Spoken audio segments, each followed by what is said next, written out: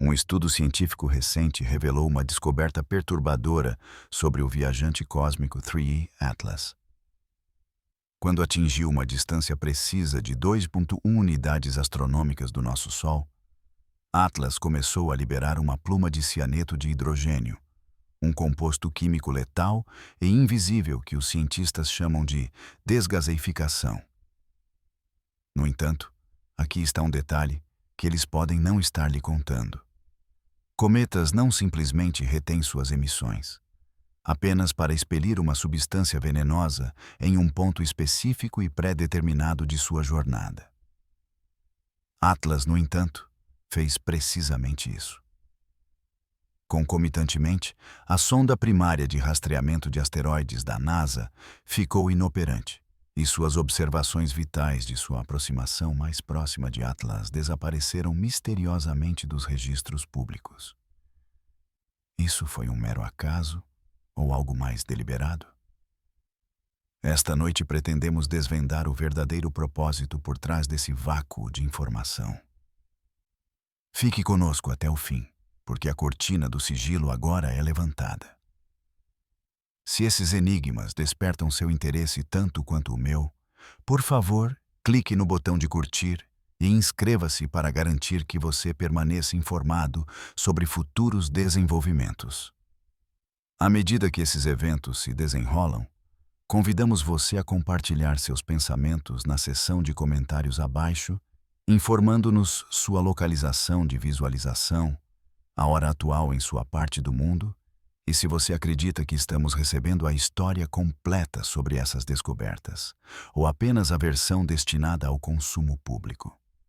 Caso deseje ajudar a disseminar esta informação, por favor compartilhe este vídeo no X, Facebook, Reddit ou em seus grupos online privados. Seu engajamento alimenta esta busca por compreensão. Obrigado por estar conosco. Primeiro segmento: o interruptor de veneno. Imagine por um momento. Você é um astrônomo, observando diligentemente o cosmos, monitorando o que parece ser um corpo de gelo típico de além do nosso sistema solar.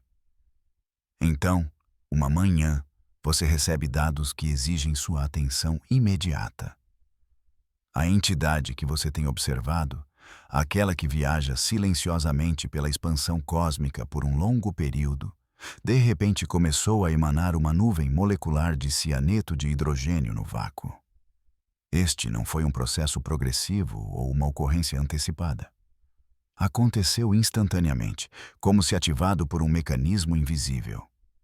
Isto não é mera conjectura, é um fato científico estabelecido.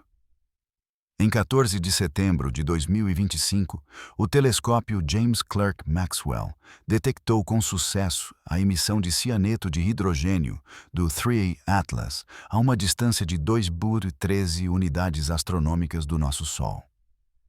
Esta detecção atingiu um nível de confiança estatística superior a 5 sigma, indicando que a probabilidade de uma leitura espúria é inferior a 1 em 1 milhão.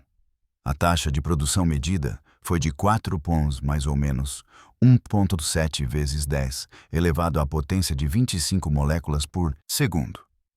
E esse número não é um erro. Estamos falando literalmente de incontáveis quatrilhões de moléculas de cianeto jorrando deste objeto a cada segundo.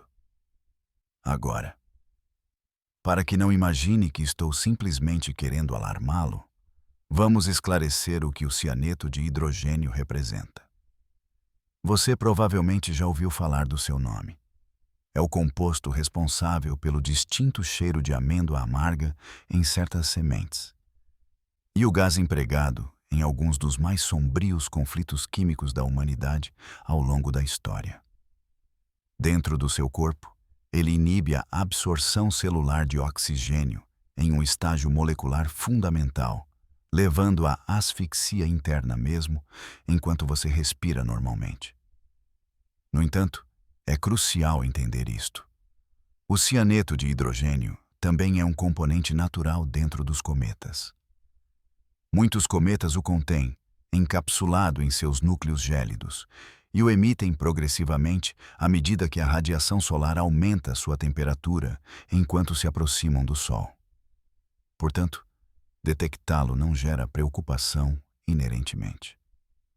A verdadeira fonte de desconforto reside no momento preciso e no método de sua aparição.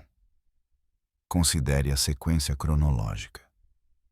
Astrônomos monitoraram 3A Atlas durante todo o mês de agosto de 2025, um período em que estava mais distante do calor solar, mais frio e antecipado como inerte. O telescópio James Clerk Maxwell focou seus instrumentos no Atlas em inúmeras ocasiões durante aquelas semanas. Eles procuraram especificamente por assinaturas de cianeto de hidrogênio, empregando frequências e protocolos de detecção idênticos, e não obtiveram absolutamente nenhum resultado, nem o menor vestígio. Os dados espectrais resultantes eram uniformemente descaracterizados, vazios de qualquer indicação. Chega meados de setembro. Atlas, aproximando-se do Sol incrementalmente, agora atinge uma distância de 2,1 unidades astronômicas. O telescópio novamente realizou observações usando a metodologia idêntica. E, sem aviso, a distinta presença de cianeto de hidrogênio tornou-se brilhantemente aparente. Este não foi um acúmulo progressivo ou um efeito térmico suave, mas um início instantâneo. Pondere as implicações disso.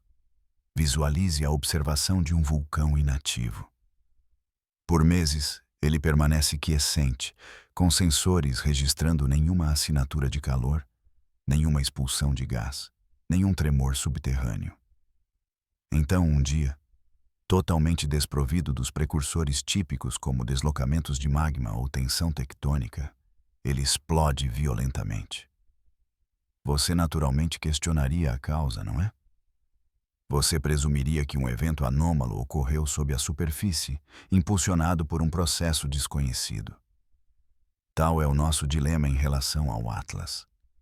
Cometas convencionais exibem uma liberação progressiva de voláteis à medida que a energia solar aumenta. Vapor d'água é tipicamente observado primeiro, seguido por monóxido de carbono, e então outros elementos, em uma progressão esperada ligada aos seus pontos de sublimação específicos. Atlas desviou-se completamente desse padrão estabelecido. Transformou-se de um estado inerte para expelir vigorosamente uma das substâncias mais letais da química. E alcançou isso a uma distância onde a maioria dos corpos cometários está apenas começando a se agitar. Permita-me apresentar uma ideia que, embora inicialmente rebuscada, ganha força em uma inspeção mais detalhada. E se 3A Atlas não for meramente uma entidade celestial passiva e congelada, divagando ociosamente pelo vácuo? E se for um dispositivo quiescente, talvez construído por uma inteligência, programado para se tornar operacional a uma proximidade predeterminada do nosso Sol? E se sua emanação de cianeto de hidrogênio não for desgaseificação aleatória, mas uma emissão calculada, ou, concebivelmente, a assinatura residual de seus mecanismos internos sendo ativados? Entendo que isso possa soar bizarro. E a resposta imediata é frequentemente rotulá-lo como mera teoria especulativa. No entanto, eu o insto a permanecer de mente aberta, porque nos próximos momentos vou guiá-lo através de uma sequência de ocorrências, irregularidades e aparentes supressões que, quando reunidas, revelam uma realidade muito mais incomum e inquietante do que um mero fenômeno cometário. Investigaremos por que a sonda Psyche da NASA perdeu inexplicavelmente a comunicação durante o intervalo preciso em que estava melhor posicionada para capturar imagens ótimas do Atlas. Aprofundaremos o enigma de sua cauda evanescente, onde Atlas exibiu uma anticauda direcionada ao Sol, aparentemente desafiando leis físicas fundamentais. Escrutinizaremos porque a Agência Espacial Europeia parece estar retendo dados espectrais de seus orbitadores de Marte, liberando apenas imagens de baixa resolução, enquanto afirma que a análise do que deveriam ser observações diretas requer meses de trabalho. E faremos uma comparação direta entre Atlas e um cometa típico, o cometa Swan, para ilustrar precisamente a natureza peculiar do Atlas. Em última análise, você compreenderá as razões por trás das discretas investigações de certos pesquisadores, perguntas que a maioria da comunidade científica evita abordar publicamente. Estas são perguntas pertinentes a construções feitas pelo homem, objetivos ocultos, e se a humanidade está sendo gradualmente aclimatada a uma verdade que ainda não estamos preparados para compreender. Mas, inicialmente, devemos aprofundar os eventos daquela semana inexplicável de silêncio. Porque assim que Atlas iniciou sua liberação tóxica, uma situação extraordinária se desenrolou em relação à nossa sonda espacial, indicando um desejo potencial de nos impedir de examinar essa entidade muito de perto. E é aí que nossa investigação realmente começa. Segundo segmento: o período de obscuridade. O desaparecimento da Psyche. A sonda Psyche da NASA iniciou sua jornada em outubro de 2023 com um objetivo primário ostensivo: viajar até o asteroide metálico Psyche, situado na órbita entre Marte e Júpiter, e analisar sua composição para elucidar a natureza dos núcleos planetários. Fundamentalmente, é uma missão de reconhecimento, com uma inclinação de prospecção, equipada com dispositivos avançados de imagem multiespectral, um sensor de campo magnético e um instrumento de espectroscopia de raios gama. No entanto, sua importância para nossa narrativa atual reside aqui. Sua trajetória de voo e instrumentação a bordo concedem-lhe a capacidade de pesquisar outros corpos celestes dentro das regiões internas do nosso sistema solar. Embora não seja exclusivamente destinada a rastrear asteroides ou cometas, se qualquer entidade notável atravessar seu alcance observacional durante sua fase de trânsito, a Psyche possui total capacidade para registrá-la. E até o início de setembro de 2025, um objeto particularmente cativante estava destinado a entrar em sua mira. O objeto conhecido como Three Eye Atlas atingiu sua proximidade mais próxima da localização da Psyche aproximadamente em 3 e 4 de setembro. O alinhamento posicional era quase perfeito. Atlas era suficientemente luminoso, adequadamente próximo e idealmente situado para que os sistemas de imagem da Psyche adquirissem dados de alta resolução, potencialmente discernindo características de superfície ou intrincados detalhes da pluma cometária, além do alcance de observatórios terrestres. Este representou o momento oportuno. Foi quando estávamos prontos para receber nossa perspectiva mais lúcida do Atlas de uma sonda espacial, mas não recebemos nada. Apenas uma ausência de informação. A missão Psyche opera um repositório de dados publicamente acessível, onde imagens finalizadas são rotineiramente depositadas. Acadêmicos, membros da imprensa e aficionados por espaço podem examinar esses registros, acompanhando a trajetória da sonda e seus diversos procedimentos de diagnóstico. Um exame meticuloso deste arquivo, revisando especificamente os carimbos de data e hora nos arquivos de imagem, revela uma irregularidade curiosa. Um vácuo completo existe. Entre 1º de setembro e 7 de setembro de 2025, nenhuma imagem está presente no arquivo. Absolutamente nenhuma. Nenhuma observação registrada, nenhuma sequência de calibração, nenhuma captura de diagnóstico de engenharia. A sonda efetivamente cessou a transmissão de dados por uma semana inteira, precisamente abrangendo o intervalo de maior proximidade do Atlas. Agora, antes de chegar a conclusões apressadas, é importante considerar as justificativas convencionais. Sondas espaciais não mantêm status operacional perpétuo. Elas passam por períodos inativos planejados para recalibrações de instrumentos, atualizações de software ou transmissões de dados quando as antenas da Deep Space Network estão orientadas de forma diferente. Ocasionalmente, uma nave pode entrar em modo de segurança devido a uma falha técnica, desligando componentes não críticos até que o controle da missão resolva o problema. O processamento de dados pode, por vezes, experimentar atrasos, levando a que imagens capturadas durante um período específico não apareçam nos registros públicos por várias semanas, aguardando calibração e garantia de qualidade adequadas. Estas são todas ocorrências inteiramente habituais na exploração espacial.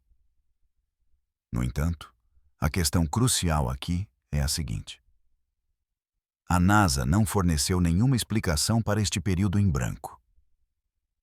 Não há comunicação oficial que detalhe uma reinicialização programada dos instrumentos da Psyche durante este período, nem qualquer menção a um problema de transmissão de dados, ou que informações do início de setembro estejam atualmente em revisão. Em vez disso, um silêncio inexplicável envolve esta falta de dados. As minhas investigações através de canais oficiais, a minha revisão dos relatórios da missão e a minha busca exaustiva nas declarações públicas da NASA não encontraram nada. Nenhum único item esclarece esta omissão particular. É quase como se cada indivíduo associado à missão Psyche tivesse concluído, simultânea e independentemente, que a primeira semana de setembro era insignificante para a documentação ou, inversamente, considerado os seus registros demasiado sensíveis para divulgação pública. Consideremos as profundas implicações. Se este vácuo de dados fosse genuinamente não intencional, meramente uma infeliz confluência de manutenção padrão coincidindo com a passagem mais próxima de Atlas, seria de esperar total franqueza. Seria de esperar que a NASA confirmasse. De facto, estivemos offline durante esse intervalo por estas razões especificadas. Lamentavelmente, não pudemos observar Atlas. Mas aqui está o nosso plano alternativo. A completa falta de qualquer elucidação aponta para um nível de negligência que beira a inadequação profissional, ou para uma retenção intencional de informações que revelaram algo que a NASA deseja manter fora do domínio público por enquanto. Vamos analisar esta cronologia mais detalhadamente. Atlas começou abruptamente a sua desgasificação de cianeto de hidrogênio a 14 de setembro, apenas 10 dias após este período inexplicável de silêncio. Ao longo desse período de comunicação perdida, Atlas estava suficientemente próximo para uma imagem de alta fidelidade pela sonda espacial. Assim que o vácuo de dados terminou, Atlas tinha recuado mais e iniciado as suas alterações químicas. É quase como se houvesse a intenção de impedir qualquer imagem de alta resolução da fase de transformação crucial. Aqueles mesmos dias em que Atlas poderia estar a evoluir, a energizar-se ou a exibir indicadores visíveis da sua iminente libertação tóxica. Se Atlas for verdadeiramente uma construção artificial, possuindo estruturas discerníveis, aberturas ou componentes operacionais que exporiam a sua origem não natural, tais características provavelmente só se tornariam evidentes através de observação íntima, usando instrumentos de nível espacial. Observatórios terrestres, mesmo os mais poderosos, percebem Atlas meramente como um borrão indistinto. Psyche tinha o potencial de alterar esta percepção. No entanto, durante aquele momento crucial, o momento preciso em que um resultado diferente poderia ter sido possível, Psyche parou de transmitir. Permita-me apresentar uma situação hipotética para ambas a sua consideração. Imagine que Atlas começou a exibir características físicas incomuns no final de agosto ou início de setembro. Imagine os instrumentos da Psyche a capturar algo inesperado. Talvez painéis a abrir, ou jatos de gás a disparar de pontos distintos em vez de uniformemente pela sua superfície, ou mesmo padrões geométricos que simplesmente não se alinhavam com a fragmentação natural. Suponha que estas imagens foram prontamente identificadas, seja por sistemas de análise automatizados ou por cientistas da missão, que instantaneamente perceberam que estavam a observar algo verdadeiramente extraordinário. Que sequência de eventos se seguiria? A NASA disponibilizaria imediatamente estas imagens ao público? Ou seriam restritas, submetidas a uma rigorosa verificação de segurança e partilhadas com agências de defesa e inteligência antes de qualquer anúncio público? Não estou a afirmar que esta sequência de eventos ocorreu definitivamente. O que estou a sugerir é que a lacuna no arquivo é perfeitamente consistente com tal cenário ter acontecido, e o silêncio absoluto da NASA relativamente à razão para esta ausência de dados dificilmente confere credibilidade a uma explicação benigna. Estamos prestes a observar este motivo recorrente ao longo da nossa investigação. Telemetria em falta, divulgações adiadas e imagens mal definidas, onde deveriam existir de alta resolução. Além disso, encontraremos avaliações espectrais que consomem meses, quando realisticamente deveriam levar semanas. Isto, meus amigos, é o projeto de uma suave ofuscação. Não uma falsidade descarada, mas uma curadoria deliberada do fluxo de informação, projetada para garantir que o público só aprenda o que as autoridades consideram que estamos prontos para compreender, no seu cronograma e dentro da sua narrativa escolhida. Enquanto permanecemos desinformados, Atlas continua a sua trajetória interna. O seu invólucro de cianeto de hidrogênio expande-se. Independentemente do que está a fazer, ou no que está a evoluir, estamos a ser impedidos de obter total clareza. O apagão da psique é meramente a gênese. De seguida, devemos abordar a cauda de Atlas, ou mais precisamente, a enigmática ausência da sua cauda característica, e porque ocasionalmente aponta em direções que contradizem os princípios cometários estabelecidos. O nosso terceiro segmento foca-se no mistério da cauda desaparecida. Os cometas são considerados objetos simples. Quer dizer, são simples em conceito, mesmo que a física subjacente se torne intrincada. Começa-se com um núcleo, essencialmente uma bola de gelo cósmica composta por gases congelados e rocha. À medida que se aproxima do Sol, a radiação solar aquece o seu exterior. Os gelos transitam diretamente do estado sólido para o gasoso, um processo conhecido como sublimação. Esta expulsão de gás impulsiona partículas de poeira para longe do núcleo, formando um invólucro luminoso chamado coma. Subsequentemente, o vento solar, uma corrente implacável de partículas carregadas que irrompem do Sol a imensas velocidades, força este material ejetado para fora.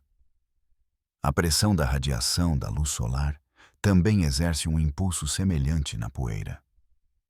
O resultado é uma cauda que invariavelmente se estende na direção oposta ao Sol. É irrelevante o sentido em que o próprio cometa se move. A orientação da cauda é ditada pela influência do Sol, não pelo caminho do cometa. Esta é a mecânica cometária fundamental, um fenômeno compreendido há séculos, que remonta aos anos 1600.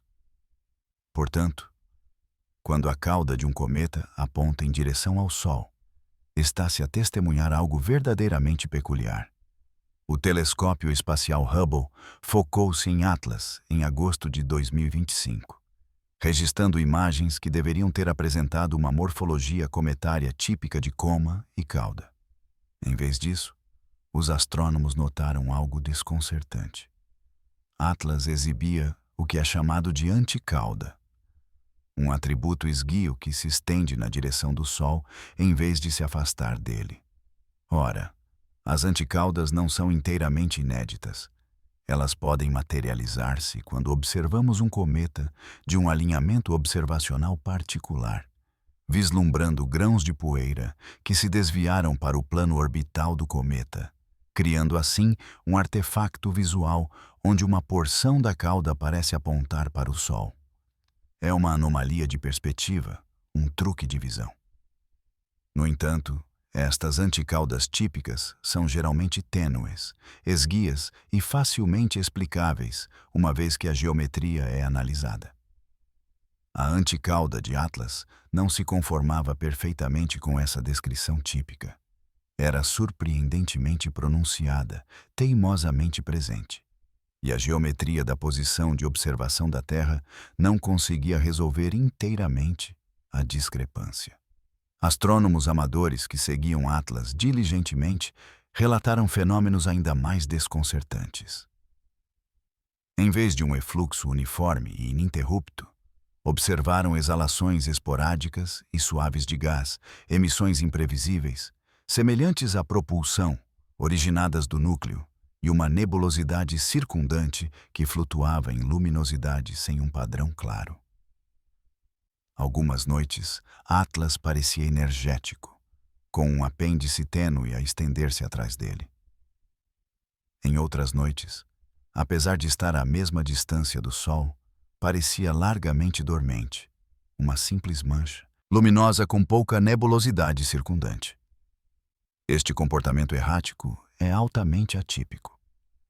Uma vez que um cometa começa a desgaseificar ativamente, geralmente mantém um grau consistente de emissão que se correlaciona diretamente com o aquecimento solar. Não se espera que ele alterne entre estados como um circuito defeituoso, a menos que algo sobre o seu núcleo, a sua rotação ou a sua estrutura interna seja profundamente anômalo. Contraste isto com qualquer corpo cometário típico que possa recordar. Considere o cometa Swan, oficialmente designado C2025R2, que fez a sua aparição no início de 2025. Swan foi magnífico. Telescópios terrestres capturaram-no com uma enorme e luminosa nuvem envolvente e uma cauda clássica estendendo-se diretamente oposta ao Sol. Astrofotógrafos amadores publicaram imagens mostrando formações complexas dentro da coma, conchas de gás e poeira expandindo-se ritmicamente à medida que o núcleo rodava e expunha gelo fresco à luz solar. Swan aderiu precisamente aos princípios cometários estabelecidos: brilhante, ativo, consistente e belo. Atlas, em contraste, é tênue, imprevisível e resiste a uma classificação direta. Se justapuser os seus registros visuais, nunca suporia que pertencem à mesma categoria celestial. Um parece um cometa. O outro assemelha-se a algo a mimetizar uma identidade cometária, mas falhando em executar o papel de forma convincente. Então, o que explica o estranho comportamento da cauda de Atlas? Vamos primeiro examinar as explicações ortodoxas. Uma hipótese postula a fragmentação. Se o núcleo de Atlas estiver a desintegrar-se, segmentos de material gelado que se separam do corpo principal poderiam gerar emissão inconsistente à medida que diferentes fragmentos aquecem a taxas variáveis. Eventos de fragmentação frequentemente produzem halos de partículas dispersantes e jatos que intensificam momentaneamente um cometa, antes de este subsequentemente enfraquecer. No entanto, a fragmentação tipicamente produz indicadores observáveis, como vários núcleos distintos, nuvens de detritos em expansão e picos de luminosidade significativos seguidos de declínio. Atlas não exibiu indicações inequívocas de fragmentação. Uma teoria alternativa centra-se na rotação do cometa. Se Atlas rodar com saídas emissoras localizadas em certas áreas da sua superfície, percepcionaríamos flutuações na radiação à medida que essas aberturas se movem para dentro e para fora da luz solar. Isto poderia explicar o brilho intermitente, mas não consegue facilmente explicar o apêndice em direção ao Sol. Jatos baseados na rotação ainda seriam impulsionados para fora da esfera solar pelo vento solar e pela pressão da radiação. Eles poderiam criar caudas desequilibradas, correntes arqueadas ou mesmo formações helicoidais, mas nunca uma direcionada para o Sol. Partículas eletricamente carregadas que interagem com o campo magnético do Sol oferecem outro mecanismo potencial. Se Atlas estiver a produzir fragmentos peculiarmente energizados, os campos magnéticos poderiam impulsionar algum material em trajetórias imprevistas, substituindo momentaneamente a pressão da radiação. Isto é pouco convencional, mas concebível. Cometas são zonas de atividade elétrica significativa. O vento solar é um gás ionizado, contendo constituintes carregados, e os campos magnéticos estão continuamente a entrelaçar-se e a reformar-se. Nesse meio turbulento, eventos anômalos podem desenrolar-se. No entanto, esta explicação novamente necessita que Atlas seja composicionalmente atípico, gerando poeira ou gás com características distintas dos corpos cometários típicos. O que nos traz de volta à questão fundamental: o que torna Atlas tão divergente? É aqui que começamos a nos aventurar na conjectura, mas uma conjectura apoiada pelos desvios observados. E se a cauda de Atlas não for inteiramente orgânica? E se expulsões controladas estiverem envolvidas? Imagine aberturas ou condutas expelindo vapor em ângulos específicos, gerando propulsão que modifica a geometria esperada da cauda. Considere uma nave espacial ativando micropropulsores direcionais. O efluente não se dispersa simplesmente sob a influência solar. Ele viaja na direção precisa de sua orientação. Se Atlas possui alguma forma de força motriz controlada, mesmo que sejam liberações rudimentares de gás para alinhamento ou ajuste de trajetória, essas emissões criariam ejeções discerníveis que não adeririam aos princípios cometários padrão. Elas poderiam produzir as exalações erráticas, o brilho intermitente e as estruturas de apêndices voltados para o Sol que estão intrigando os especialistas. Não estou afirmando que isso está ocorrendo inequivocamente. Estou sugerindo que é uma teoria plausível que se alinha com as observações melhor do que qualquer explicação ortodoxa que encontrei. E aqui está-se a realidade inquietante. Se Atlas é sintético, se está navegando, se está propositadamente gerenciando suas liberações gasosas por razões que não compreendemos, então não estamos lidando com uma entidade inerte que podemos prever e desconsiderar com segurança. Estamos lidando com uma entidade possuindo volição, algo que pode estar interagindo com seus arredores, algo que iniciou sua nuvem de cianeto de hidrogênio em um momento e local de sua escolha. Isso altera fundamentalmente o paradigma. Isso redefine Atlas de uma curiosidade interessante para um perigo tangível. Para entender a gravidade completa desse perigo, no entanto, precisamos examinar as agências encarregadas de investigar tais assuntos e questionar por que estão obstruindo a transparência em vez disso. O que nos leva à Agência Espacial Europeia e à sua gestão muito incomum das informações de encontro com Marte. Nosso quarto segmento é intitulado Cofre da ESA, o jogo da liberação atrasada. No início de outubro de 2025, Atlas realizou uma aproximação apertada a Marte, chegando a aproximadamente 8 milhões de quilômetros do planeta vermelho. Isso apresentou uma chance incomparável de observação. A Agência Espacial Europeia opera duas sondas orbitais avançadas na órbita de Marte: o ExoMars Trace Gas Orbiter e o Mars Express. Ambas são equipadas com dispositivos adequados para analisar constituintes atmosféricos e fotografar corpos celestes remotos. À medida que Atlas se aproximava, a ESA declarou sua intenção de realizar levantamentos, adquirindo dados visuais e espectroscópicos para definir a composição e atividade do cometa. Este foi um esforço científico válido. Atlas estaria em maior proximidade com essas plataformas orbitais do que com qualquer observatório terrestre, com a perspectiva de revelar características além da detecção terrestre. A ESA manobrou suas sondas, apontou seus sensores e coletou informações. Então veio o período de antecipação. Em 7 de outubro de 2025, a ESA divulgou fotografias preliminares, mostrando Atlas como uma minúscula mancha contra o pano de fundo estelar, capturadas pelo Trace Gas Orbiter a cerca de 30 milhões de quilômetros de distância. Essas imagens foram celebradas como um triunfo da engenharia.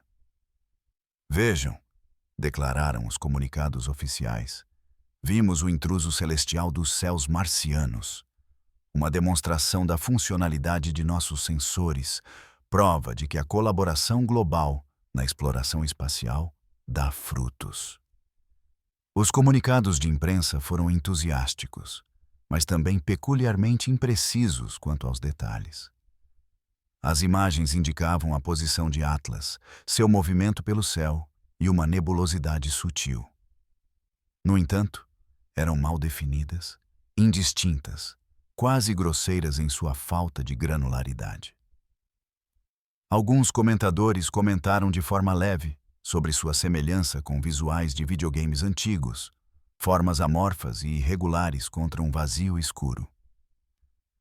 Para uma agência que regularmente gera visuais incrivelmente nítidos da superfície de Marte, de fenômenos atmosféricos e das luas marcianas, essas imagens de Atlas foram incomumente rudimentares. De maior significado, a ESA anunciou que as medições espectrais, as análises das ejeções gasosas de Atlas, a composição molecular e as proporções isotópicas, toda aquilo da inteligência crucialmente perspicaz que nos diria sobre a proveniência e o caráter de Atlas, necessitariam de vários meses de processamento antes da divulgação pública. Meses. Para a espectroscopia, que conceitualmente é bastante direta. Você direciona um espectrógrafo para um alvo, coleta quanta de luz, avalia as frequências espectrais e identifica assinaturas características de absorção ou emissão que correspondem a compostos identificáveis. Esta não é uma investigação de vanguarda exigindo anos de simulação. É reconhecimento astronômico padrão, mesmo permitindo a calibração necessária, mesmo que você esteja, mesmo com a máxima diligência, analisar essas informações deveria levar apenas semanas, não meses. Então, a questão permanece. Por que essa demora prolongada? Vamos aprofundar no que esses dados espectroscópicos poderiam possivelmente revelar. Já sabemos que Atlas está liberando grandes quantidades de cianeto de hidrogênio. No entanto, que outras substâncias ele poderia estar emitindo? Existem moléculas peculiares adicionais, compostos que se desviam dos perfis esperados? As proporções isotópicas parecem incomuns, sugerindo material formado sob condições distintas das do nosso sistema solar ou das tipicamente encontradas no espaço interestelar? Há alguma indicação de componentes artificiais, moléculas que não surgem através de processos naturais?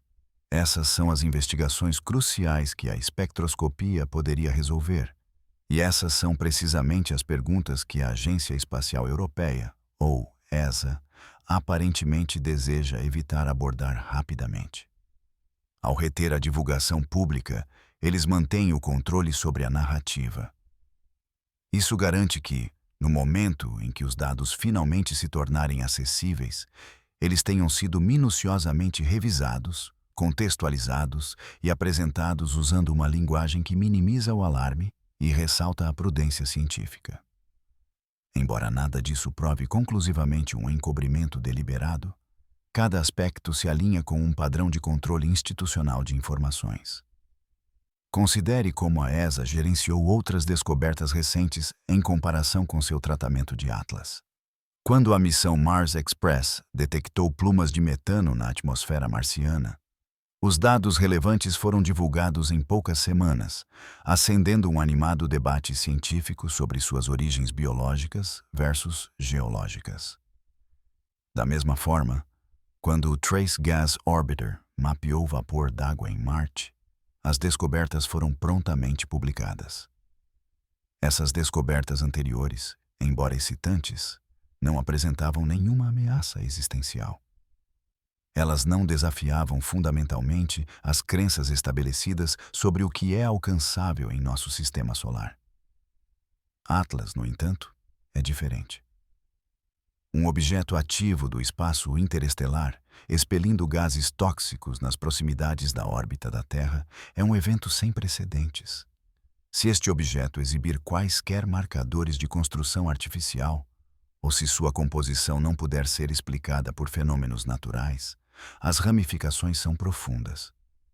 E talvez seja precisamente por isso que a ESA está procedendo com tanta cautela, liberando detalhes incrementalmente, monitorando as reações tanto do público quanto da comunidade científica antes de revelar qualquer outra coisa. Então há a questão da cooperação interinstitucional. A ESA não funciona isoladamente. Ela rotineiramente compartilha e atua informações com a NASA, com outras organizações espaciais nacionais e até mesmo com aparatos de defesa e inteligência. Se Atlas for genuinamente anômalo, se as observações de naves espaciais produzirem revelações verdadeiramente extraordinárias, tais informações não permaneceriam confinadas à divisão científica da ESA. Seriam elevadas, classificadas e deliberadas em escalões muito acima das equipes de pesquisa que lidam com o público. Os cientistas que examinam os dados poderiam ser instruídos a exercer paciência, a reverificar meticulosamente cada detalhe e a evitar que quaisquer conclusões prematuras vazem. Não porque fazem parte de alguma grande conspiração, mas porque grandes organizações gravitam inerentemente para a prudência quando confrontadas com informações que poderiam potencialmente incitar pânico generalizado ou instabilidade internacional. E que não haja erro, confirmar que Atlas é artificial seria de fato profundamente desestabilizador. Isso provocaria imediatamente perguntas. Quem o construiu? Qual é seu propósito aqui? O que está fazendo? Ele representa um perigo? E existem outros? Essas indagações exigiriam respostas de governos, militares e órgãos globais que estão totalmente despreparados para fornecê-las. Consequentemente, a ESA continua a reter os dados completos. Eles divulgam imagens esteticamente agradáveis que não contêm nada controverso. Eles nos asseguram que uma análise abrangente está por vir. Apenas sejam pacientes, dizem eles. A descoberta científica requer tempo. Enquanto isso, Atlas continua sua trajetória para dentro, aproximando-se do Sol, mais perto da Terra, e ninguém com acesso privilegiado aos dados mais críticos está divulgando o que realmente estão observando. No entanto, não somos deixados inteiramente no escuro. Possuímos a capacidade de comparar Atlas com outros corpos celestes. Podemos aproveitar as observações que temos para construir um argumento convincente. Uma das provas mais incriminatórias surge ao fazer uma pergunta direta. Se Atlas fosse apenas um cometa típico, como seu comportamento se compararia ao de um cometa real observado concomitantemente? Essa análise comparativa é devastadora. Mas antes de explorarmos isso, devemos confrontar uma perspectiva ainda mais inquietante. E se a nuvem de cianeto de hidrogênio de Atlas não for simplesmente uma emissão? E se for uma arma? Isso nos leva à seção 5. A hipótese do cianeto como arma. Vamos discutir o conceito de nuvens de gás tóxico no espaço. Parece algo saído diretamente de um romance de ficção científica. O enredo de um filme de baixo orçamento, onde extraterrestres malévolos usam gás contra a Terra a partir da órbita. No entanto, a física subjacente é legítima e merece exame antes de descartarmos todo o cenário como extravagante. Atlas está atualmente gerando cianeto de hidrogênio a uma taxa de aproximadamente 4 vezes 10, elevado à 10ª potência moléculas por segundo. Esse número é quase impossível de conceber. Então vamos contextualizá-lo. Se você coletasse essa produção por apenas 1 hora, teria cianeto de hidrogênio suficiente para encher várias piscinas olímpicas em seu estado gasoso. Ao longo de dias, semanas ou meses, a nuvem acumulada cresceria a um tamanho imenso. No entanto, o próprio espaço também é enorme, e o gás se dispersa rapidamente no vácuo. No momento em que tal nuvem se expandisse suficientemente, sua concentração diminuiria dramaticamente. A lei do inverso do quadrado é implacável. Dobrar a distância reduz a concentração a 1/4. Triplicá-la a reduz a 1/9. No momento em que qualquer pluma gasosa de Atlas chegasse à Terra, estaria tão finamente dispersa que a mera detecção seria um desafio, muito menos experimentar quaisquer efeitos tóxicos. Portanto, a nuvem de cianeto de hidrogênio de Atlas, puramente por si só, não representa uma ameaça imediata à vida em nosso planeta. Nossa atmosfera oferece proteção substancial. Mesmo que uma pluma concentrada de alguma forma chegasse ao nosso mundo, ela incineraria na atmosfera superior, se decomporia em átomos constituintes inofensivos e nunca atingiria a superfície em concentrações perigosas. Para atingir toxicidade ao nível da superfície, seria necessária uma liberação precisa e sustentada diretamente na trajetória orbital da Terra, juntamente com uma extraordinária má sorte em relação à dinâmica de entrada atmosférica. Isso simplesmente não ocorre naturalmente. Mas, e esta é a questão crucial, um evento desses poderia ser planejado? Poderia o Atlas, assumindo que seja de fato um objeto fabricado, manipular sua trajetória de voo e suas emissões para entregar uma nuvem tóxica concentrada a um alvo específico? É aqui que adentramos um território especulativo, mas não totalmente impossível. Imagine o Atlas possuindo um sistema de propulsão, talvez sutil, possivelmente utilizando a desgaseificação como massa de reação. Pequenos ajustes em sua trajetória, imperceptíveis da Terra, porque antecipamos que as órbitas dos cometas sejam governadas apenas pela gravidade, poderiam posicionar o Atlas de tal forma que seu periélio, sua maior aproximação do Sol, o coloque diretamente dentro da trajetória orbital da Terra. Então, no momento mais oportuno, ele poderia liberar um jato focado de cianeto de hidrogênio. Não indiscriminadamente em todas as direções, mas sim direcionado através de um bico ou respiradouro especificamente apontado para a localização antecipada da Terra. A nuvem se expandiria, mas criticamente, ela se expandiria ao longo de uma trajetória meticulosamente calculada para interceptar a órbita da Terra no instante preciso em que nosso planeta passa por aquela região específica. Aqui, a mecânica orbital converge com a guerra química. É viável, em princípio? Sim. É prático? Isso depende inteiramente das capacidades do Atlas, que nos são desconhecidas. Examinemos os pré-requisitos de engenharia para tal cenário. Primeiramente, para a propulsão, o Atlas exigiria um mecanismo para alterar sua velocidade, mesmo que marginalmente. Jatos de gás poderiam servir a esse propósito. Liberar material volátil de maneira assimétrica geraria impulso.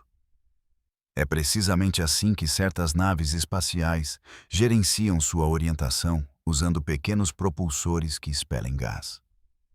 Se o Atlas incorporasse reservatórios internos e válvulas controláveis, ele poderia de fato ajustar sua trajetória. Em segundo lugar, para o direcionamento, o Atlas precisaria determinar as posições atual e futura da Terra e, em seguida, calcular trajetórias de interceptação. Isso necessita de sensores, poder de computação sofisticado e efemérides precisas, nenhum dos quais está além das capacidades de uma civilização espacial avançada.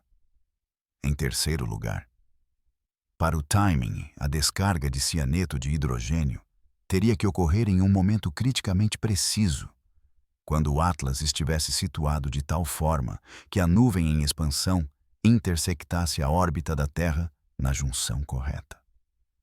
Novamente, isso cai dentro do domínio da mecânica orbital direta, um tipo de problema bem dentro do escopo de soluções conhecidas. Agora, eis uma proposição verdadeiramente perturbadora. A iniciação abrupta das emissões de cianeto de hidrogênio a 2,1 unidades astronômicas pode não ser uma ocorrência aleatória. Poderia representar um teste, uma verificação de diagnóstico do sistema, confirmando que os mecanismos internos estão operacionais, que as vias químicas estão funcionando conforme o pretendido, e que os recipientes de armazenamento não desenvolveram vazamentos ou se degradaram durante séculos, talvez até milênios, de viagem interestelar. Energizar-se-ia a sonda. Confirmariam-se as emissões. Observaria-se a expansão da nuvem. Verificaria-se se observadores terrestres detectam algo. E então, medir-se-ia sua reação. Em seguida, a sonda continuaria sua jornada em direção ao interior, coletando dados, refinando seus algoritmos de mira e aguardando a janela de liberação ideal à medida que se aproximava do perílio. Esta é precisamente a metodologia que se empregaria para projetar um sistema sofisticado de reconhecimento e entrega. Tal sistema incorporaria redundância, múltiplos estágios de verificação e mecanismos de segurança intrínsecos. As emissões detectadas em setembro passado poderiam ser exatamente isso: um teste de pré-implantação.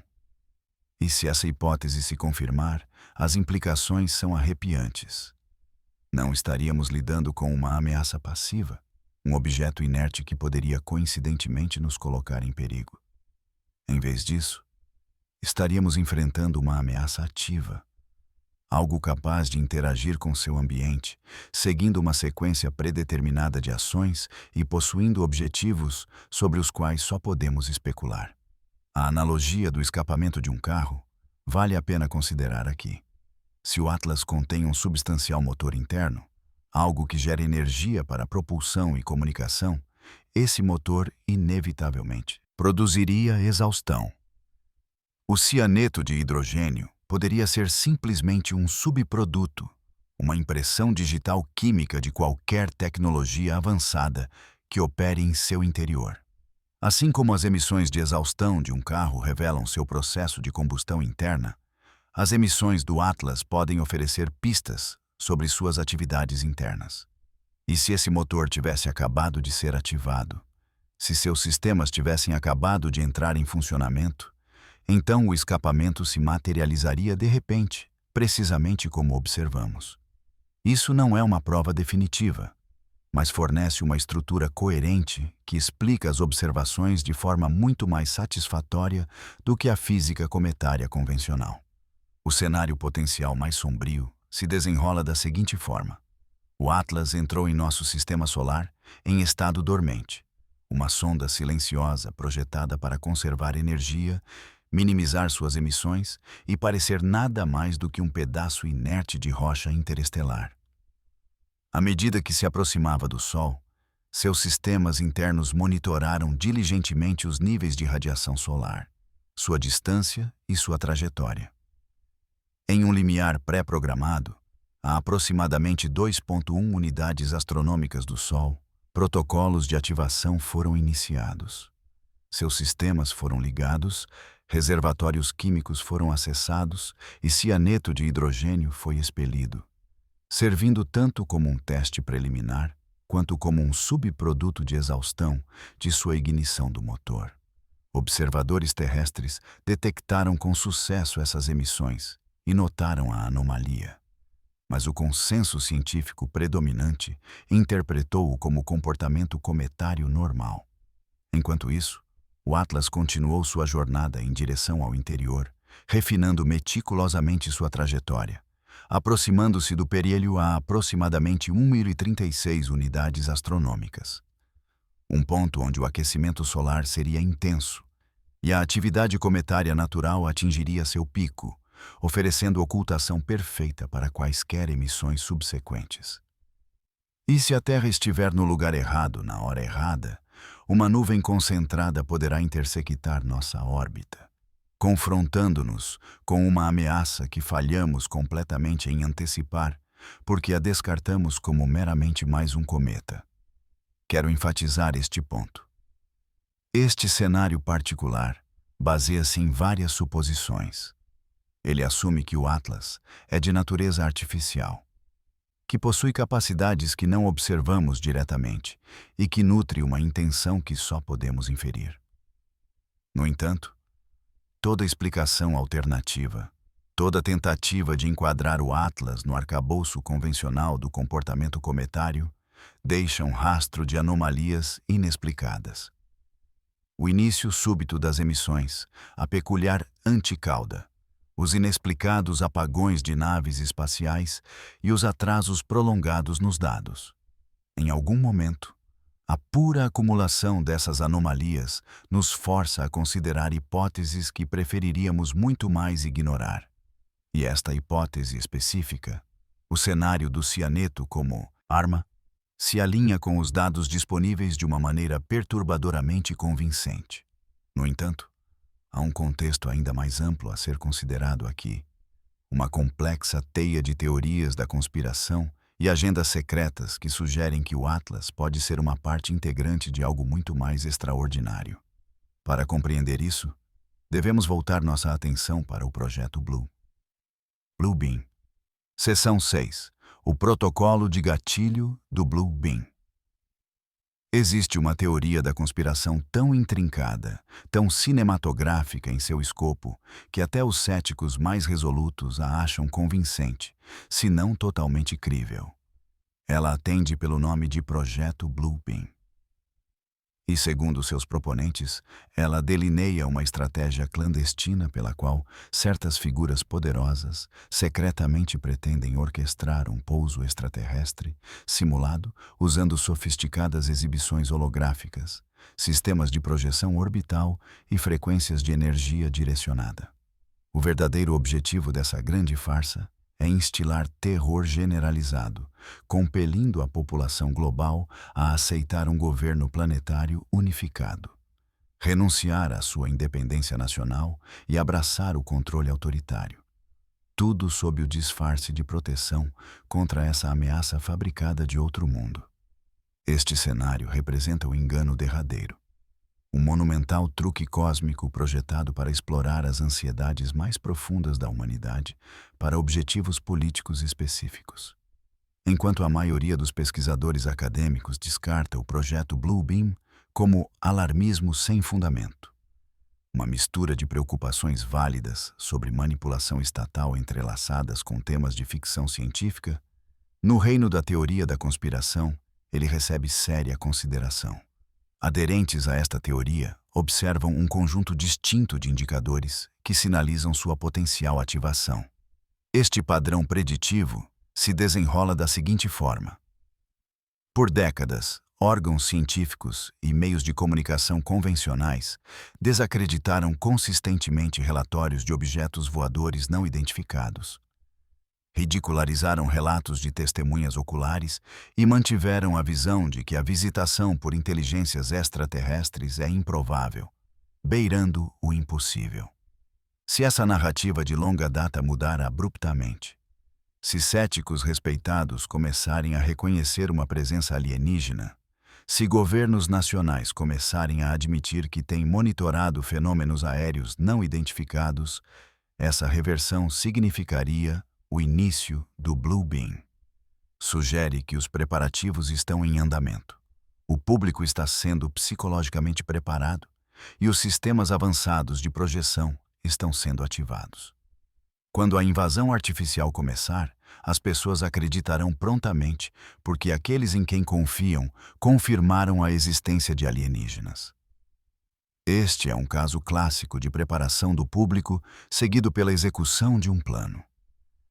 Uma vez que você esteja ciente desse padrão específico, torna-se difícil ignorar sua manifestação aparente.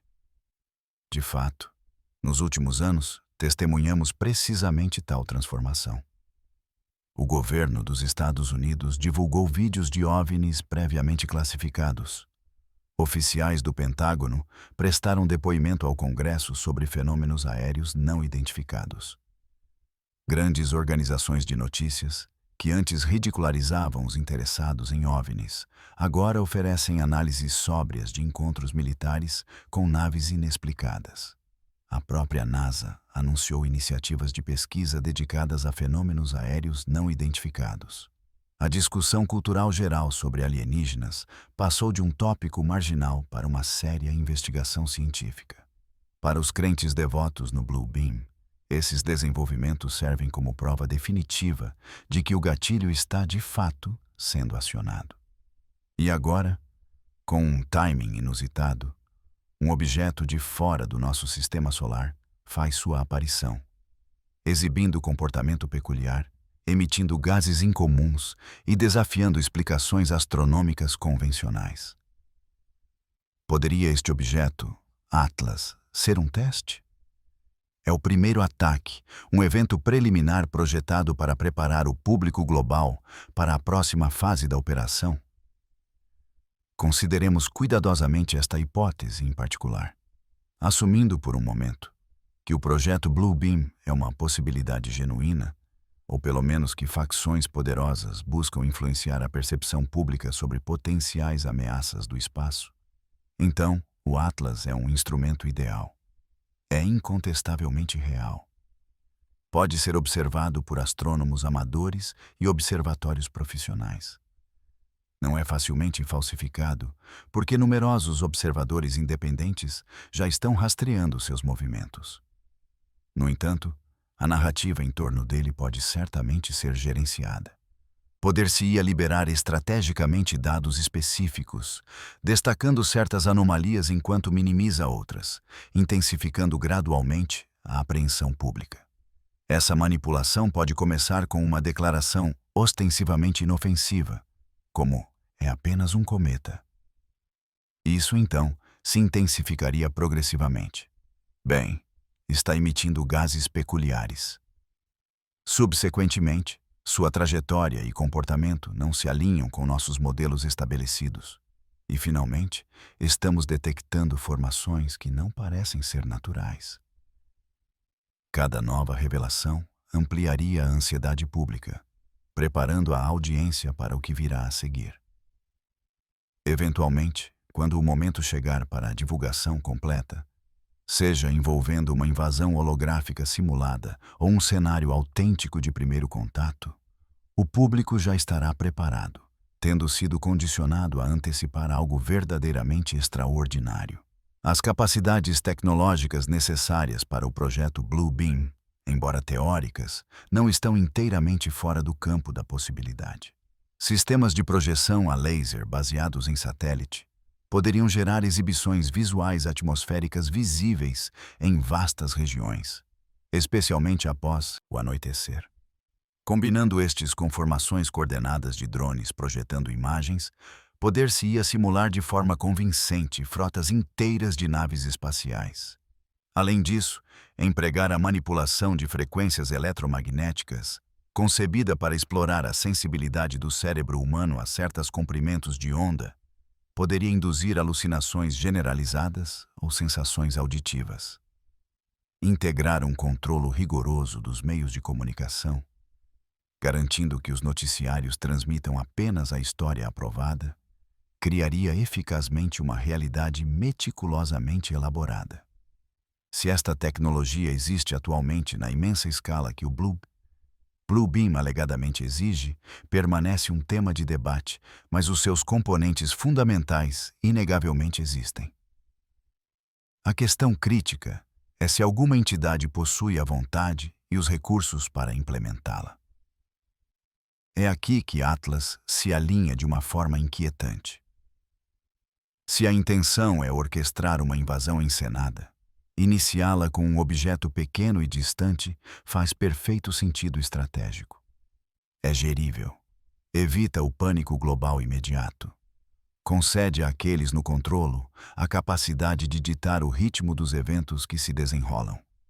As autoridades poderiam observar meticulosamente como as populações reagem aos relatórios iniciais de anomalias, avaliar quais narrativas ganham força online e refinar a sua estratégia com base no feedback em tempo real.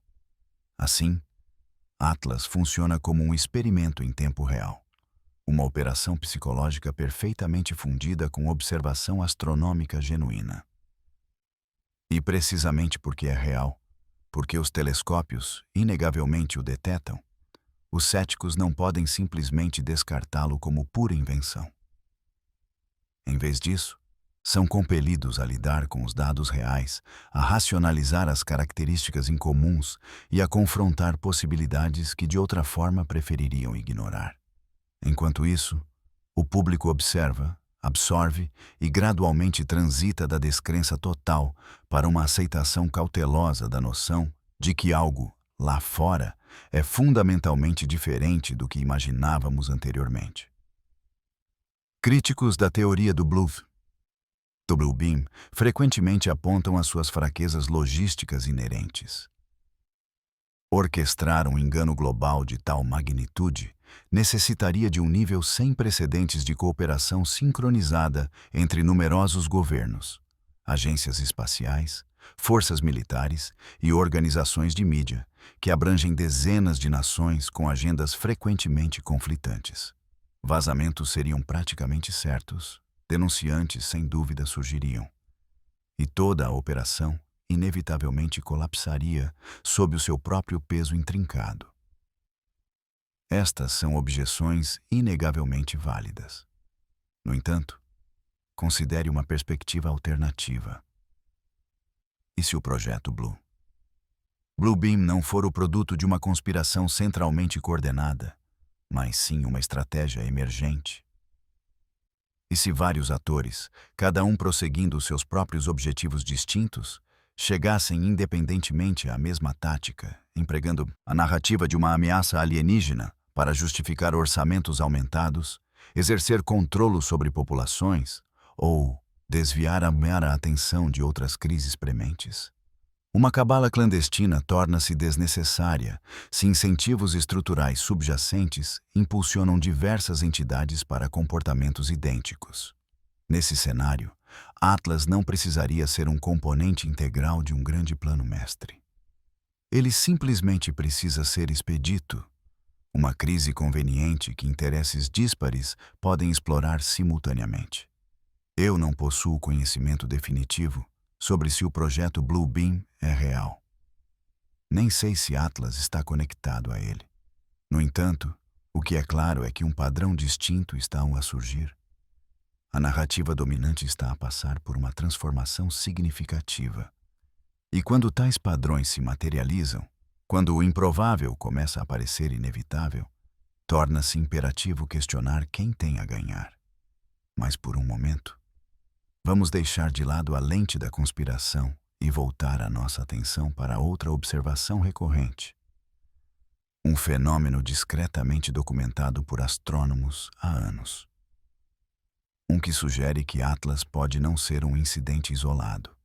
Um que provoca uma questão profundamente simples, mas aterrorizante. E se as próprias estrelas não forem bem o que parecem ser? Isto leva-nos a um padrão convincente.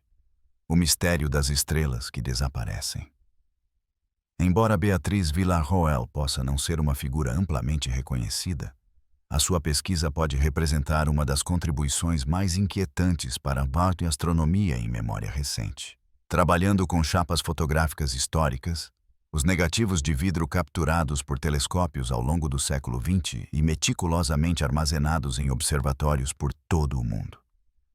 Villarroel embarcou num projeto de cruzamento de levantamentos celestes antiquados com observações digitais contemporâneas.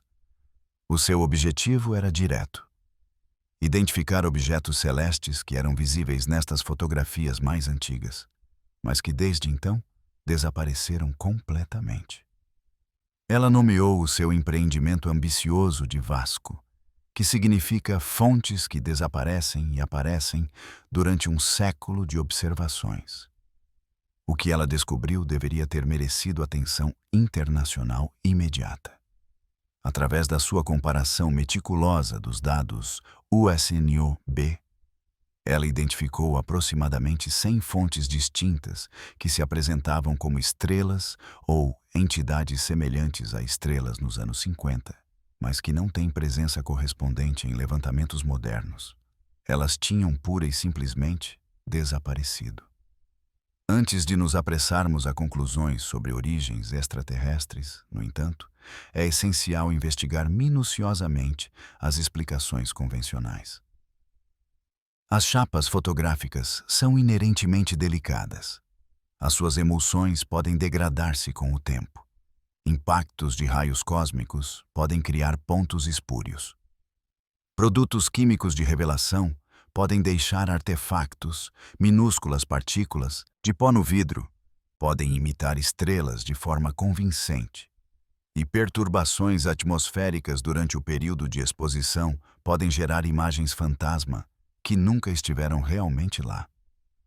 Todas estas representam preocupações legítimas, e a equipa dedicada de Villarroel abordou sistematicamente cada uma delas. Eles filtraram meticulosamente os artefactos óbvios, cruzaram múltiplas chapas de vários observatórios e concentraram-se em casos onde o objeto desaparecido aparecia consistentemente em várias exposições. O resultado foi um subconjunto específico de desaparecimentos que não podiam ser facilmente explicados por avarias instrumentais ou erros de processamento químico. Estes objetos apareceram comprovadamente reais nos anos 50 e estão genuinamente ausentes do céu hoje. Então, o que aconteceu com eles? A astronomia mainstream propõe várias explicações naturais. Por exemplo, uma supernova falhada poderia temporariamente iluminar uma estrela a níveis detetáveis pelos nossos instrumentos antes de subsequentemente colapsar de volta à obscuridade. Flares de lente originários de estrelas próximas intensamente brilhantes poderiam criar fontes ilusórias. Ou a variabilidade estelar extrema poderia fazer com que uma estrela fosse visível durante uma época observacional e depois completamente invisível durante outra. Erros na calibração fotométrica poderiam levar à identificação errada do brilho de galáxias de fundo distantes, fazendo-as parecer estrelas, quando, na realidade, são demasiado fracas para os levantamentos modernos as catalogarem nessa magnitude particular. Estas diversas explicações, coletivamente, explicam muitos, talvez até a maioria, dos candidatos a estrelas que desaparecem. No entanto, Villarroel defende que um número residual pequeno, mas significativo de casos persiste. Instâncias onde nenhuma das explicações convencionais se encaixa confortavelmente. E é precisamente aqui que a narrativa se torna verdadeiramente intrigante. Suponhamos, para explorar este argumento, que alguns destes objetos misteriosamente desaparecidos não eram estrelas de todo. Imaginemos, em vez disso, que eram emissores de luz artificiais, talvez faróis ou sondas estrategicamente posicionados dentro do nosso sistema solar ou no espaço interestelar próximo, operando ativamente durante meados do século XX por razões que ainda não compreendemos, apenas para mais tarde desligarem-se ou partirem. Como distinguiríamos tais fontes artificiais de estrelas genuínas? As chapas fotográficas possuem inerentemente resolução e sensibilidade limitadas. Uma fonte pontual, independentemente da sua origem, simplesmente registra como um ponto de luz. Se uma sonda inteligente desejasse ocultar a sua natureza imitando uma estrela, mantendo uma luminosidade consistente e não exibindo movimento discernível em relação ao fundo ao longo de escalas de tempo humanas, ela poderia enganar os observadores sem esforço durante décadas. Então, uma vez que a sua missão fosse cumprida ou a sua fonte de energia esgotada, ela simplesmente desativar-se-ia. A estrela desapareceria, deixando-nos perplexos, compelidos a inventar racionalizações astrofísicas para algo que, desde o início, nunca foi de natureza astrofísica. Isto leva-nos a Atlas de uma forma profundamente inquietante. Se Atlas é de facto artificial, se representa uma sonda enviada por alguma inteligência não humana, então é altamente improvável que seja o primeiro ou o único do seu tipo. Civilizações capazes de atravessar distâncias interestelares não enviariam um único explorador. Elas implantariam frotas inteiras, redes intrincadas e sistemas redundantes. Algumas destas sondas poderiam funcionar como observadores passivos, estabelecendo-se em órbitas estáveis, monitorizando e gravando silenciosamente. Outras poderiam ser mais ativas, aproximando-se de estrelas, recolhendo amostras de composições atmosféricas e investigando planetas. Ao longo de séculos ou milênios, o seu estado operacional flutuaria naturalmente. Algumas poderiam avariar. Outras poderiam completar com sucesso as suas missões atribuídas e desativar-se. Outras ainda poderiam simplesmente mudar de localização. Para nós, detetá-lo seria em grande parte uma questão de pura sorte e observação persistente. Poderíamos ter um vislumbre breve de catalogá-lo erroneamente como um cometa ou asteroide, apenas para perdê-lo de vista à medida que manobra ou se desliga. Ou poderíamos percebê-lo como um objeto tênue, semelhante a uma estrela, nunca percebendo a sua artificialidade até que desapareça abruptamente. As ramificações desta hipótese são assombrosas. Se mesmo uma pequena percentagem das estrelas que desaparecem de Villarroel são, de facto, construções artificiais, então o nosso sistema solar e a vizinhança cósmica imediata são muito mais densamente povoados do que as nossas atuais suposições permitem. Não estamos a atravessar um deserto cósmico desolado. Antes, encontramo-nos numa vizinhança, potencialmente muito movimentada. E permanecemos completamente inconscientes porque as nossas técnicas de observação convencionais são simplesmente incapazes de distinguir entre fontes de luz pontuais naturais e artificiais. Atlas, neste contexto, pode ser meramente um componente dessa população oculta, uma única sonda entre muitas. O objeto só se tornou detetável porque iniciou as suas operações num momento em que a nossa tecnologia sensorial tinha avançado o suficiente para registrar tais anomalias. Se esta premissa se mantém verdadeira, então a libertação abrupta de cianeto de hidrogênio por Atlas pode não significar uma medida preparatória para um assalto à Terra. Em vez disso, poderia ser um tipo de farol, uma explosão informacional dirigida a outras naves exploratórias. Uma diretiva operacional que interceptamos inadvertidamente. Isto sugere que estamos, sem saber, a par de um diálogo que não compreendemos, envolvendo entidades que não podemos perceber, comunicado numa linguagem que ainda não deciframos. Atlas liberta cianeto de hidrogênio, que inicialmente interpretamos como um vapor letal. No entanto, e se esta for uma mensagem codificada nos padrões de emissão molecular, concebida para ser lida pelos sensores de outras sondas dispersas por todo o sistema estelar? E se a cauda contraintuitiva, as erupções imprevisíveis de plasma e o momento preciso dessas descargas formarem coletivamente um pacote de dados, uma transmissão de curta duração a retransmitir? Cheguei. Os sistemas estão totalmente operacionais, avançando para o próximo ponto de passagem? Falharíamos em reconhecê-la como comunicação, porque a nossa busca está focada em ondas de rádio ou pulsos de laser, não em expulsões gasosas.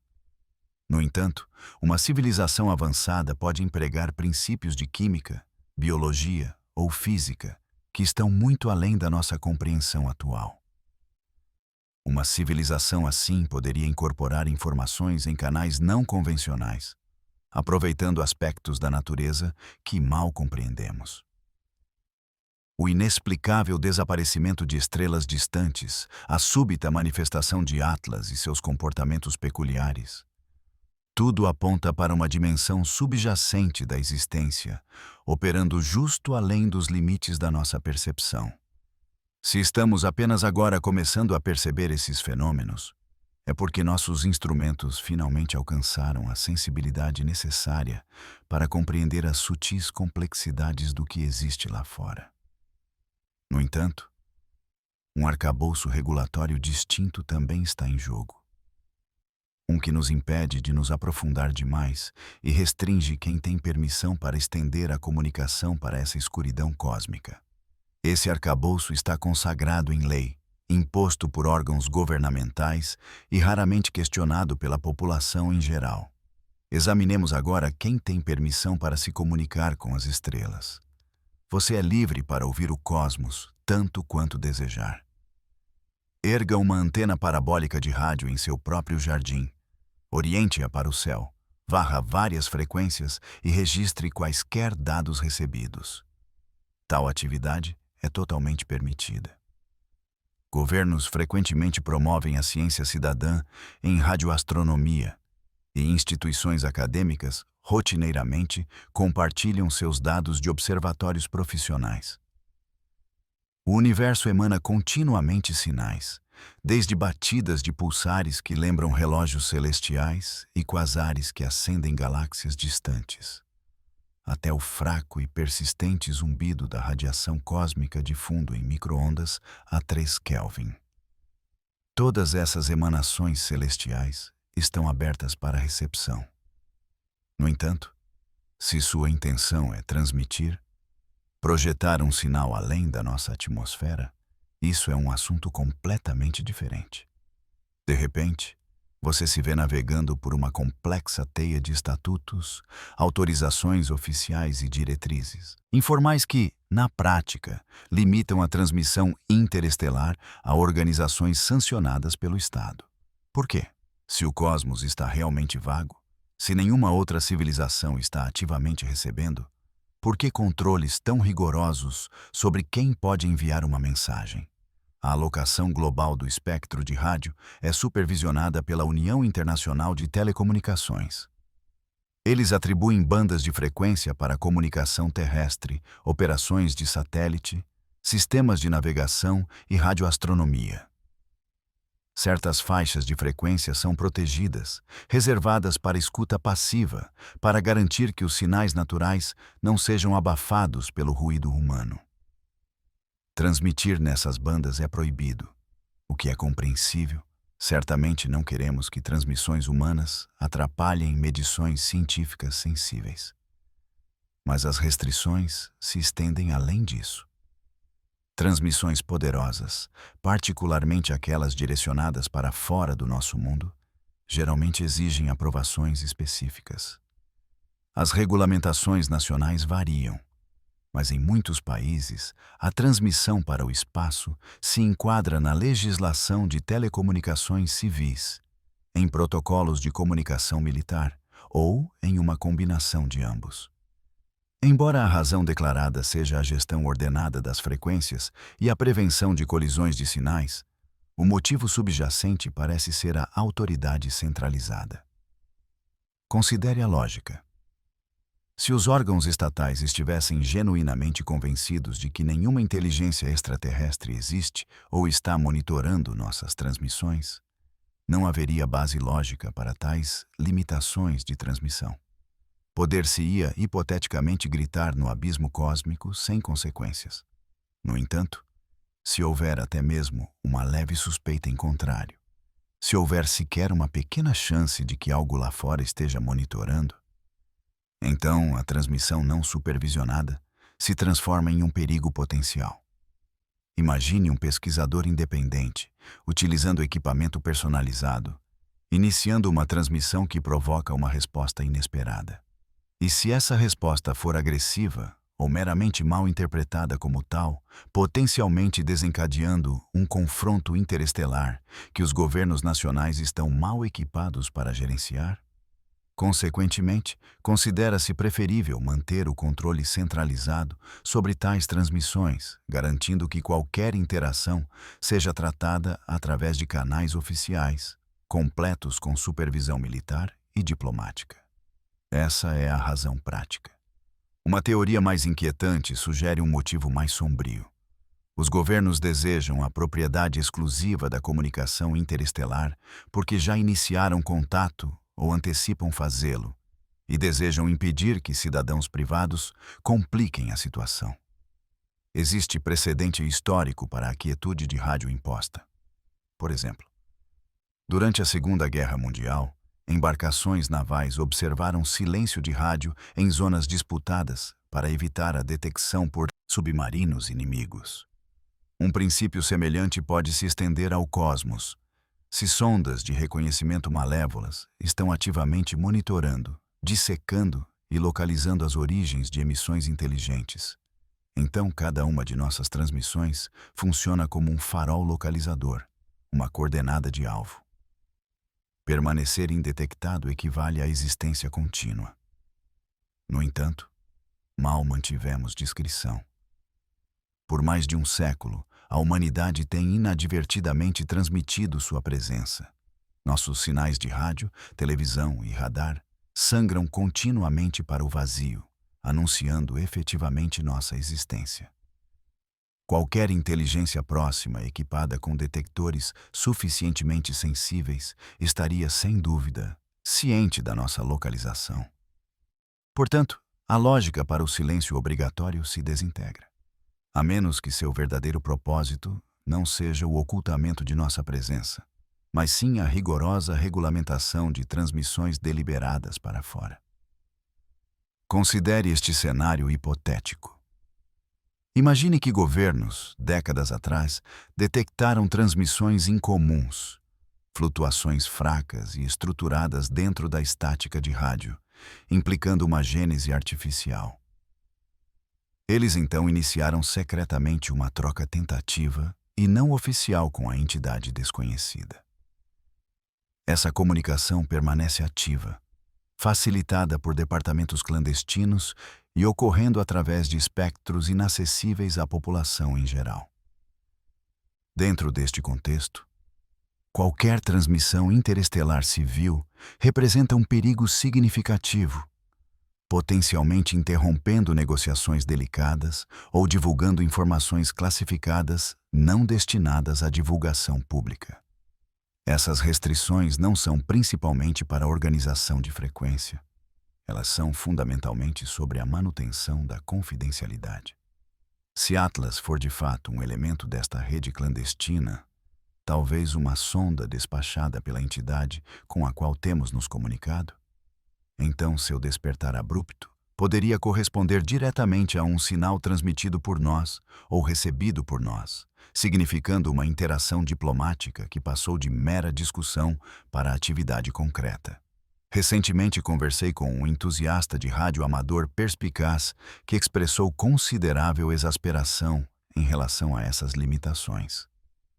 Ele havia construído um sistema de antena altamente sensível, hábil em captar transmissões fracas do espaço profundo. Sua ambição era conduzir investigações pessoais de SETI, busca por inteligência extraterrestre, pacientemente procurando por padrões e, ao identificar algo notável, tentar uma resposta. No entanto, quando ele investigou os pré-requisitos legais para transmitir sinais além do nosso planeta, encontrou obstáculos substanciais.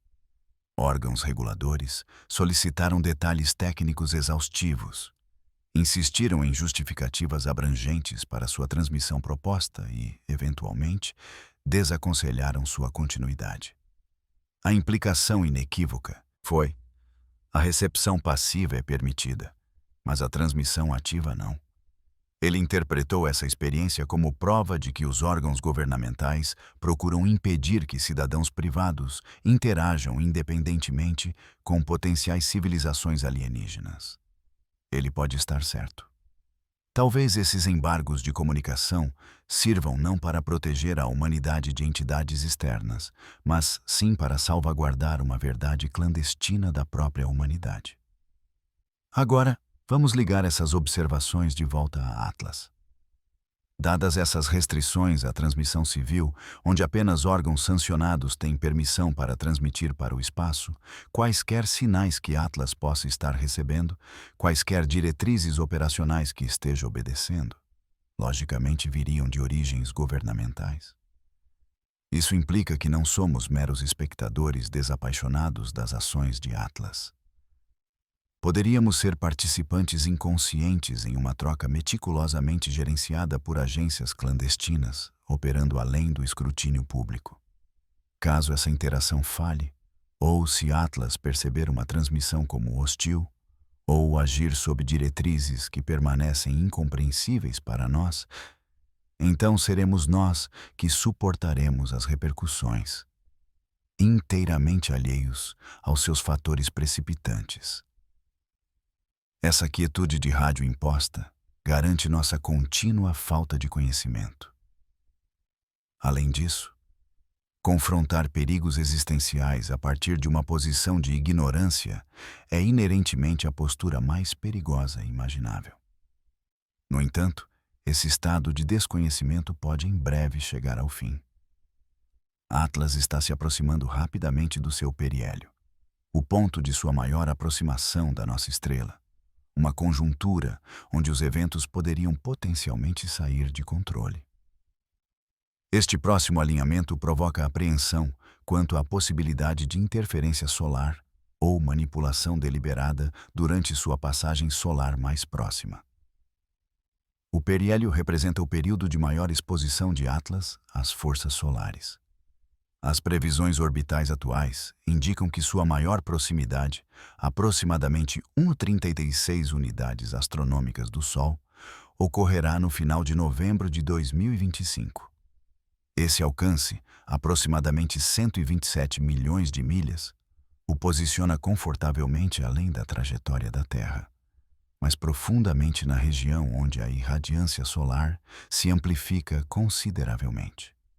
Para cometas típicos, o periélio precipita um pico de atividade. O gelo superficial vaporiza rapidamente, a emissão de matéria particulada aumenta. A coma envolvente atinge sua luminescência mais brilhante e suas caudas se estendem por milhões de milhas. Este é convencionalmente o grand finale do cometa. Um espetáculo celestial efêmero antes de recuar para os confins gélidos do sistema solar exterior. No entanto, se Atlas divergir de um cometa convencional, se for de fato um artefato engenheirado equipado com sofisticados mecanismos internos, então o periélio poderia assumir um significado profundamente diferente. Poderia, em vez disso, representar uma fase de ativação crítica, o instante preciso em que seus componentes internos, movidos à energia solar, atingem a prontidão operacional total. Nosso Sol é muito mais do que um mero iluminador. É um motor de fusão colossal, emitindo energia por todo o espectro eletromagnético, desde frequências de rádio até radiação gama. Ele expele continuamente o vento solar, um fluxo super rápido de partículas carregadas, prótons e elétrons, que percorrem o espaço a 1 milhão de milhas por hora. Ele também gera campos magnéticos intrincados que podem se contorcer e fraturar, desencadeando ejeções de massa coronal. Enormes explosões de plasma capazes de incapacitar satélites e redes de energia terrestres no impacto. Crucialmente, é uma fonte ilimitada de energia. Fótons são transformados em corrente elétrica por painéis solares, tornando a energia solar a principal fonte de energia para qualquer espaçonave navegando nas regiões internas do nosso sistema estelar. A energia solar é abundante, confiável e autorrenovável, não necessitando de consumíveis. Assumindo que Atlas incorpore coletores solares ou um mecanismo análogo de captação de energia, suas capacidades de geração elétrica se amplificariam exponencialmente à medida que sua distância ao Sol diminui. Mesmo a 1,36 unidades astronômicas, a irradiância solar, embora aproximadamente metade da experimentada na Terra, permanece totalmente suficiente para recarregar células de energia, despertar módulos em repouso e iniciar funções pré-programadas. Visualize Atlas como tendo sido projetado para a dormência durante toda toda a sua viagem no espaço profundo, preservando sua energia, restringindo quaisquer emissões e navegando passivamente por épocas. Ao entrar em nosso sistema solar, arrays sensoriais passivos começaram a rastrear os níveis crescentes de radiação solar. Em um ponto de gatilho específico de 2,1 UA, os subsistemas iniciais foram acionados, expelindo cianeto de hidrogênio, talvez como uma emissão diagnóstica ou uma saída residual. Agora, com o periélio se aproximando, seus sistemas operacionais centrais estão prontos para a ativação. O objetivo final do Atlas, seja qual for, seria executado precisamente quando a disponibilidade de energia solar estivesse maximizada. Tais ações poderiam incluir o lançamento de naves subsidiárias, a transmissão de telemetria para o seu ponto de origem, a modificação da sua trajetória para um encontro com um planeta, ou a ativação de algum mecanismo imprevisto. Crucialmente, todos estes eventos coincidiriam com a fase de pico de atividade de um cometa típico, proporcionando assim um disfarce impecável. Os observadores astronômicos antecipariam naturalmente que o Atlas aumentasse de luminosidade, expelisse maiores volumes de gás e exibisse movimentos imprevisíveis. Consequentemente, quaisquer desvios observados seriam quase certamente atribuídos à dinâmica cometária padrão e não a uma manipulação artificial deliberada. Um elemento adicional a considerar é a variabilidade inerente da atividade solar. O nosso Sol segue um ciclo aproximado de 11 anos, oscilando entre um máximo solar, caracterizado por manchas solares frequentes, erupções solares e ejeções de massa coronal, EMCs, e um mínimo solar, onde tais fenômenos diminuem. Estamos atualmente a aproximar-nos do próximo máximo solar, projetado para ocorrer entre 2025 e 2026. Este alinhamento significa que a aproximação solar mais próxima do Atlas coincidirá com atividade solar elevada, aumentando a probabilidade de erupções e EMCs significativas.